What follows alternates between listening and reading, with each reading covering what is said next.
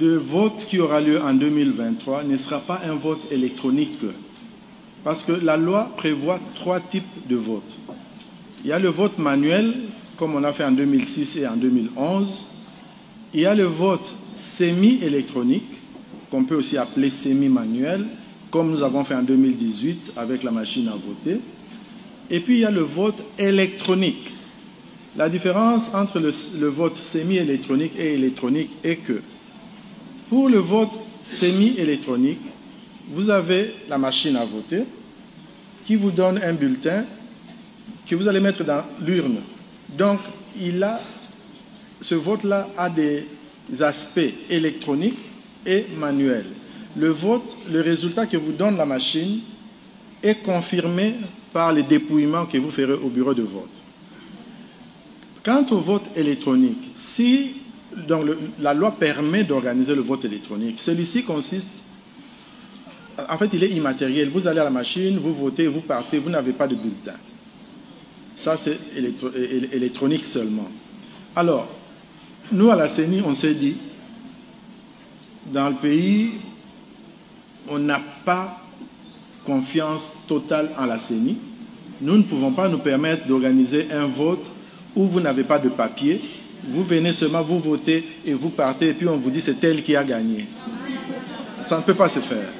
Donc, même nous-mêmes, nous sommes convaincus que ça ne doit pas se faire. Le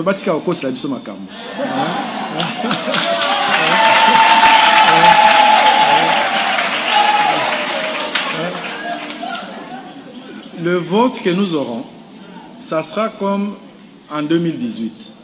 Vous aurez le choix sur votre écran.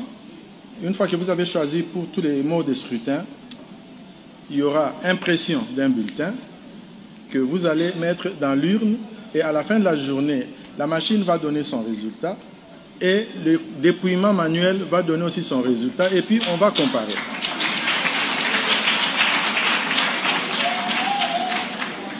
Et puis, une fois que cela est fait, chaque bureau de vote va afficher les résultats. Ça s'affiche. Voilà. Par bureau de vote. Et puis quand ils vont aller au centre local de compilation des résultats, là aussi on va afficher, après avoir fait les totaux, la centralisation. Et puis nous-mêmes à la CENI, à la fin, nous allons prendre les résultats de tout le pays et nous allons les rendre disponibles sur notre site web. Donc ça sera la transparence à tous les niveaux. Donc, il y aura un vote semi-électronique, comme en 2018. Les résultats seront affichés au bureau de vote et les résultats seront affichés dans les centres locaux de compilation des résultats. Et la CENI va publier tous les résultats sur son site web.